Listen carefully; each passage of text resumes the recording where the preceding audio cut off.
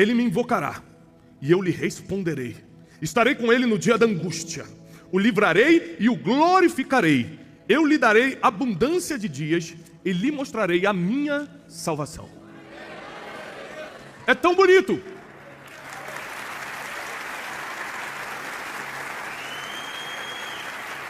É tão bonito nós darmos amém, glória a Deus, lendo um capítulo como esse na igreja. O problema é quando a gente está lá fora, no dia da angústia. É engraçado que tem um monte de coisa que faz sentido quando a gente está na igreja e lá fora a gente não tem força para dar um amém. A gente lê que Deus vai nos livrar do laço do passarinheiro e a gente fala, aleluia, eu creio. Mas quando a gente está com um laço na frente, a gente sai correndo de medo e não clama ao Senhor. Parece que a Bíblia só tem sentido quando a gente está reunido com centenas ou milhares de pessoas e todo mundo dando a mão dizendo, vai, acredita também. Como se a fé fosse pensamento positivo, e não é. Pensamento positivo é você torcer para dar certo. Fé é a certeza que já aconteceu.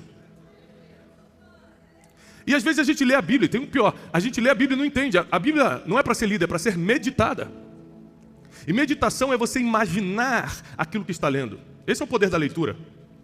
Uma TV te entrega imagens prontas e não desenvolve nada da sua inteligência. A leitura, obrigatoriamente, te leva a imaginar aquela situação, e quando você não imagina, você está abrindo mão de desenvolver a tua inteligência e adquirir a tua sabedoria.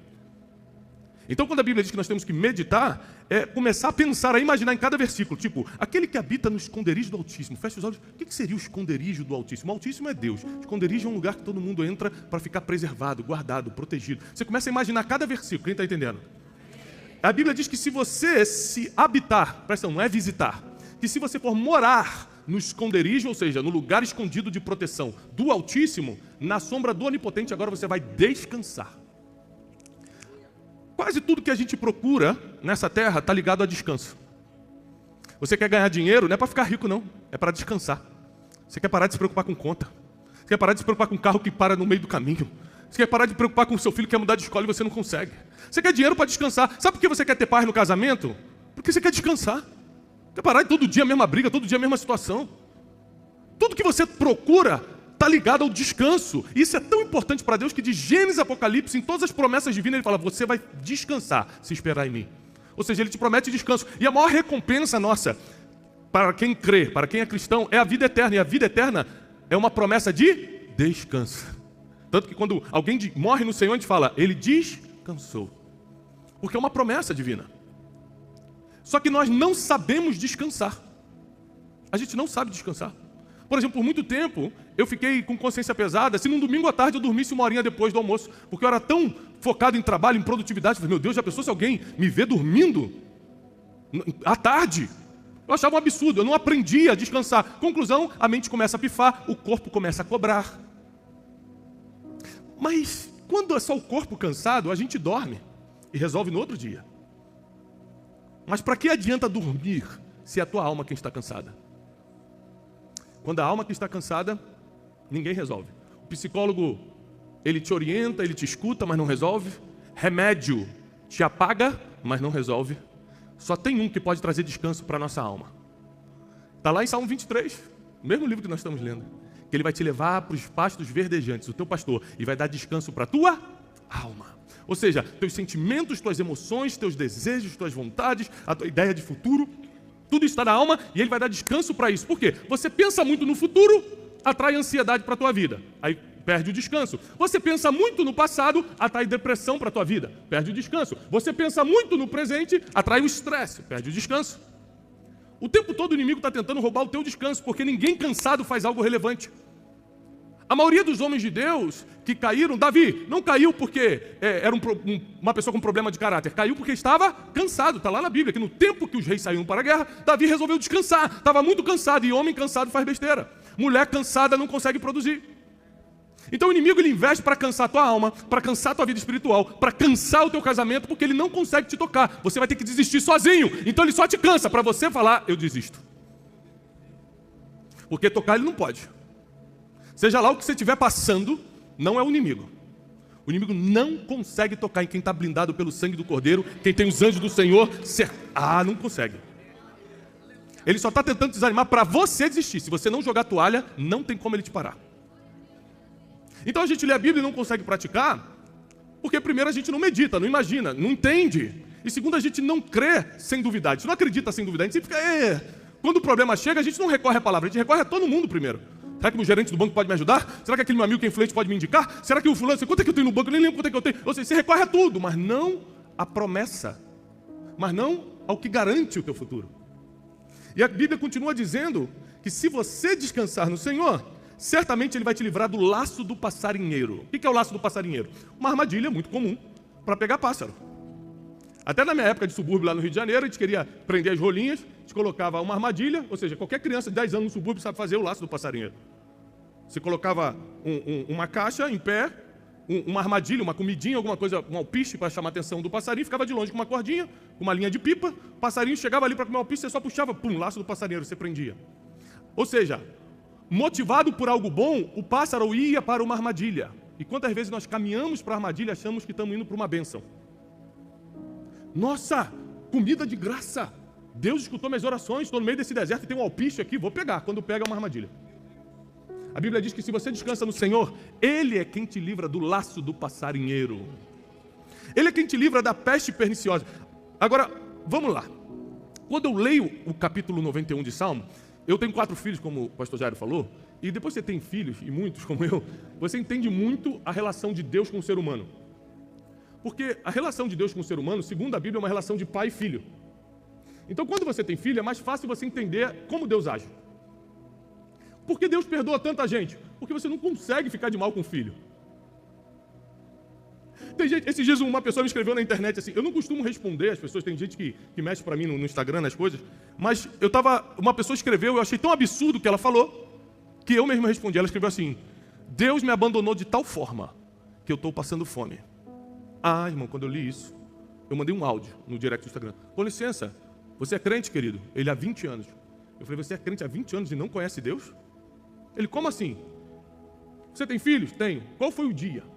Por mais difícil que teu filho tenha sido, por mais cruel que o comportamento dele tenha sido, que você cortou a comida dele de castigo. Você até bate no filho, deixar sem comer, nenhum pai faz isso. Tirou nota baixa? 3 dias sem comer. Isso existe? Então por que você acha que Deus, que é muito mais misericordioso que o teu pai, vai te deixar sem comer porque você fez algo errado ou porque Ele esqueceu de você?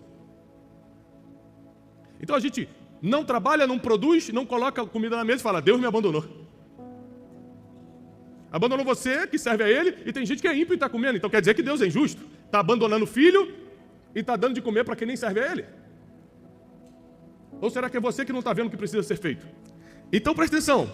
Se você conseguir descansar realmente no Senhor, você vai entender como é que por que um filho confia num pai.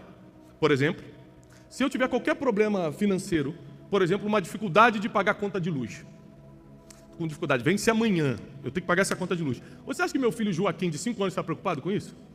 Ele nem sabe que a luz é paga. Ele está lá jogando o videogame dele, sem saber que esse videogame que ele está jogando está consumindo luz, que quem vai pagar sou eu. Porque não cabe a ele se preocupar com isso. Eu posso estar no pior dia da minha vida, com a pior dívida da minha vida. Se ele chegar perto de mim, ele não vai perguntar, pai, como é que eu posso te ajudar? Ele vai falar, pai, vou jogar bafo de figurinha? Vamos jogar videogame? Vamos jogar bola? Porque ele só se preocupa com o que lhe cabe. Ele nem sequer sabe, ele nem sequer imagina o nível de preocupação que um adulto tem. E por que nós não descansamos? E por que a gente entra em depressão, pânico, ansiedade, tantos problemas na vida? Porque a gente se preocupa com aquilo que a gente não consegue resolver. A gente não descansa no esconderijo do Altíssimo. A gente não está na sombra do Onipotente, a gente está tentando resolver no nosso braço. É como se fosse uma criança de 5 anos de idade se sentindo responsável pela casa. Meu Deus, será que eu vou comer amanhã? Será que meu pai vai ter condições no mês que vem de comprar o leite? Você acha que uma criança de 5 anos se preocupa com isso? Porque ela sabe que o pai vai dar um jeito. Mas a gente se preocupa. A gente se preocupa. É engraçado que a gente fica, será que o diagnóstico, como é que vai ser? Será que isso? A gente fica o tempo todo duvidando de Deus, enquanto não cabe a uma criança tentar resolver o que ela jamais será capaz de resolver. É por isso que a gente desacredita na palavra quando tenta tomar frente de Deus se preocupando. Você não precisa nem tentar fazer. Só de se preocupar você já saiu da tua área de atuação.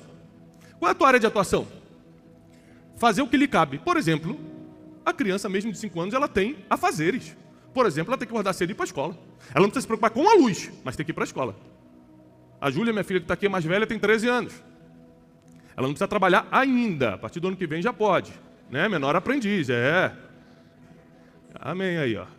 Menor aprendiz, já estou vendo empreguinho já para ano que vem. Né? Aí ela vai aprender o que é uma conta de luz. Quando ela fica no banho até, eu falei, olha, conta de luz. Ela nem sabe o que é, ano que vem ela vai descobrir. Vai ser uma bênção na vida dela, né? Vai ser uma maravilha. Tem uma mãe empolgada ali, batendo pau. É para mim. Ou seja, ela não precisa se preocupar com a conta de luz, mas ela tem algumas preocupações. Por exemplo, ela precisa ir para a escola, ela precisa tirar nota boa. Né? Ela precisa cumprir algumas coisas. Ou seja, a gente também não vai ficar na vida boa não, mesmo Deus sendo protetor, galardoador, provedor, a gente não fica parado não, a gente tem várias coisas para fazer. Experimenta não acordar cedo e sair para trabalhar para ver se vai ter dinheiro no final do mês. Experimenta não tratar sua esposa bem, com honra, para ver se vai ter recompensa, aleluia. Não vai. Fala mais sobre isso. Ou seja, nós temos sempre que fazer a nossa parte, mas nós não precisamos nos preocupar com o que não nos cabe. Por exemplo, se eu vou estar vivo amanhã, me cabe? Claro que não. Eu não consigo saber se eu vou estar vivo daqui a 1 hora. Então por que eu vou ficar preocupado com o amanhã? Eu posso planejar o amanhã. Não tem problema nenhum eu planejar o amanhã. É até responsável você planejar o amanhã. Eu só não posso ficar preocupado. Ai meu Deus, será que como é que vai ser amanhã? E como é que vai ser? Ou seja, porque eu confio num Deus que é meu Pai, sabe todas as coisas, sabe inclusive o melhor para mim. Até a hora de me levar para a terra, Ele sabe o melhor momento de me levar da terra. Ele sabe tudo. A gente acha que sabe, né? A gente acha que sabe. É impressionante. Meu filho José, de 10 anos, acha que sabe mais do que eu. Júlia, com 3 anos, às vezes acha que sabe mais do que eu. Não, pai, eu sei isso aqui. Eu falei, calma, gente. Eu já passei dos 40. Pode ter certeza que eu entendo um pouco mais da vida do que vocês. Mas quando nós somos crianças, a gente acha que sabe mais do que os outros. A gente é filho e acha que sabe mais do que Deus, que é pai. Aí Deus leva alguém querido. Ano passado perdi minha mãe. A primeira coisa que fala, por que Deus? Você quer discutir com quem já viu o futuro?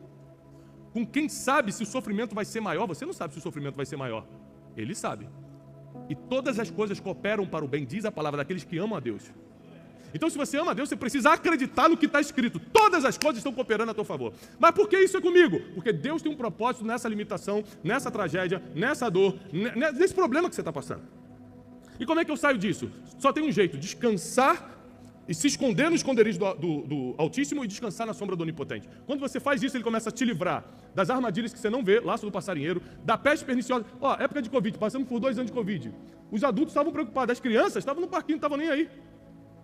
Porque quem confia no Pai não se preocupa com a peste. Quem estava preocupado é a gente que não estava confiando.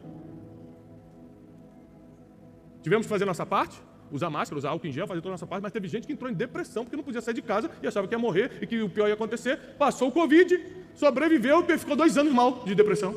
Porque não acreditou, não confiou num Pai protetor. A maioria dos nossos sofrimentos é porque a gente sofre por antecipação, nem aconteceu, a gente já está doendo, já está sofrendo, e porque a gente tem excesso de preocupação, principalmente com coisas que não nos cabem. Então o futuro não me cabe. Existem doenças que eu posso prevenir, sim ou não?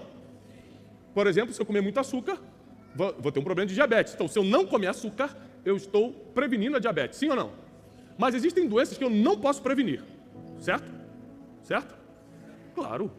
Um tumor, você não previne, não é? Olha, eu acho que daqui a uns 2 anos vai ter um tumor se eu começar a continuar comendo esse biscoito aqui. Não existe isso. Aparece, acabou.